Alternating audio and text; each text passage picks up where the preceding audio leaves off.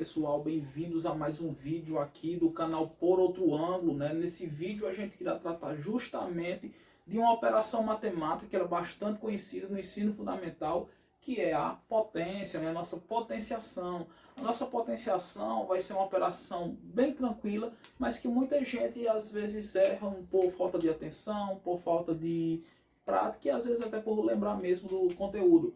Potenciação, né? Então, na potenciação, a gente vai ter ela definida dessa seguinte maneira aqui, ó. Ela vai ser uma operação que você vai multiplicar um número por ele mesmo seguidas vezes. Como assim, ó? Eu vou ter lá esse A pode ser qualquer número para mim, desde que seja do conjunto dos números reais. Então, esse A aqui, ó, esse número que sempre vai aparecer embaixo, aqui seria o meu A, aqui seria meu A, né? Isso, então, o que acontece? Ele vai ser justamente em minha potência, vai ser o que a gente chama de base. É isso? Então, essa base ela vai estar lá se repetindo algumas vezes. E essa quantidade de vezes será definida justamente pelo meu expoente, né? Então, meu expoente é a parte que vai estar lá em cima. Então, esse número que sempre está em cima de nossas potências é o que a gente chama de expoente. E o expoente significa o total de vezes que a minha base tem que se multiplicar por ela mesma. Então, o que acontece, ó, além dessas informações básicas, né, que a gente sabe que vai ter algumas multiplicações para que possamos encontrar o valor da nossa potência, a gente aqui vai ter também dois tipos de potências meio que particulares, né? A gente tem a potência que é o A elevado a 1, né, quando é um número elevado a 1, então vai ser ele mesmo o resultado. Por quê? Ele irá se repetir apenas uma vez, então será ele mesmo o resultado. E a gente tem esse caso particular aqui, ó, de A elevado a zero, de um número elevado a zero que sempre dará 1. Só que acontece, tem uma indeterminação com o valor de A diferente de zero. Porque se eu tenho zero elevado a zero, isso em matemática para mim é uma indeterminação, tá bom? Então, voltando aqui, para resolvermos essas potências, o que acontece? Como aqui se mostra, né, quem se repete é a base, e ela se repete uma quantidade de vezes. E essa quantidade de vezes é justamente o valor que está lá no expoente. Então, ó, minha base é 3, o 3 irá se repetir, e irá se repetir 4 vezes, não é isso? Então, eu vou ter aqui, ó, 3 vezes 3 vezes 3 vezes 3, tá bom? Tem gente que pensa que tem que multiplicar 3 vezes 4, e não é. Tenham cuidado com isso também. Então, ó, a gente vai ter 3 vezes 3, 9, não é isso? Vou para o próximo, pego o resultado e multiplico novamente por 3.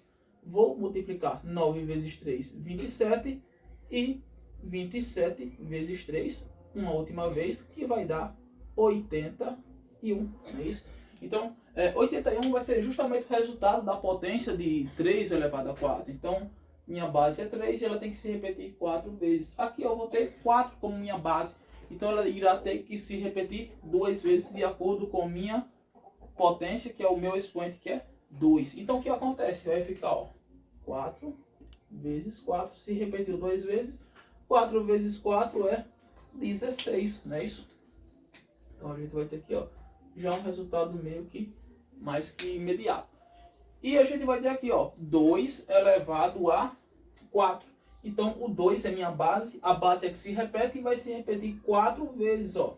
2 vezes 2 vezes 2 vezes 2. 2 vezes 2 é 4. 4 vezes 2, 8. E 8 vezes 2, 16. Isso? E aqui, ó, eu vou ter 5 elevado a zero. Eu vou usar justamente essa propriedade aqui, ó. Quando eu tenho um número elevado a zero é 1. Então, 5 elevado a zero vai ser 1. E aqui eu vou usar essa outra propriedade aqui, ó. Eu vou usar aqui uma base elevada a 1 é ela mesma. Então, 12 elevado a 1 é o próprio 12.